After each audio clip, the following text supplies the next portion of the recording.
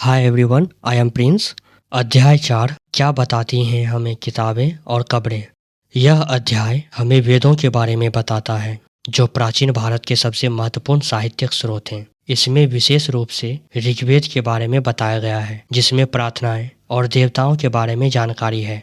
इसके अलावा यह अध्याय उस समय के समाज, लोगों के व्यवसायों और युद्धों के बारे में जानकारी देता है।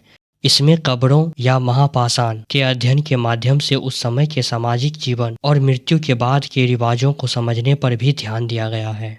तो चलिए एक एक करके सभी पॉइंट को जानते हैं। पहला पॉइंट है, वेद क्या है।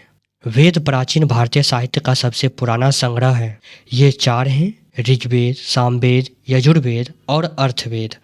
ऋग्वेद सबसे पुराना वेद है, जिसकी रचना लगभग 3500 साल पहले हुई थी। इसमें 1000 से अधिक प्रार्थनाएं हैं, जिन्हें सूक्त कहा जाता है। इन सूक्तों में 3 प्रमुख देवता हैं: अग्नि, इंद्र और सोम। ऋग्वेद को मौखिक रूप से पढ़ाया और सुनाया जाता था, और इसे पहली बार लिखने का काम सदियों बाद हुआ। दूसरा पॉइंट है, समाज और जीवन शैली। ऋग्वेद में लोगों को उनके काम, भाषा, परिवार और समुदाय के आधार पर वर्गीकृत किया गया था।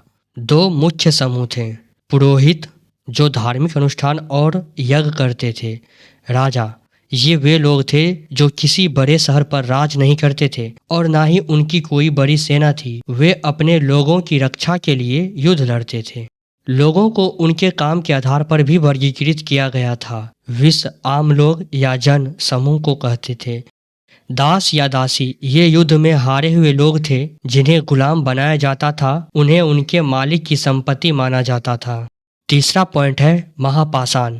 इन कब्रों में मृतक के साथ विभिन्न वस्तुएं दफनाई जाती थी, जैसे मिट्टी के बर्तन, औजार, हथियार और जानवरों की हड्डियां भी दफनाई जाती थीं। ब्रह्मगिरी में मिली एक कब्र में 33 सोने के मनके, शंख और तांबे के कंगन मिले हैं, जो यह दर्शाते हैं कि कुछ लोग दूसरों की तुलना में अधिक धनी थे। पॉइंट नंबर 4, कब्रों में सामाजिक असमानता। कब्रों में मिली वस्तुओं से पता चलता है कि समाज में कुछ लोग धनी थे और कुछ गरीब। कुछ कब्रों में परिवार के सभी सदस्यों को एक ही जगह पर दफनाया जाता था। इसके लिए एक खास रास्ता बनाया जाता था, जिसे पोर्ट होल कहते थे। पॉइंट नंबर 5, इनाम गांव का विशेष अध्ययन।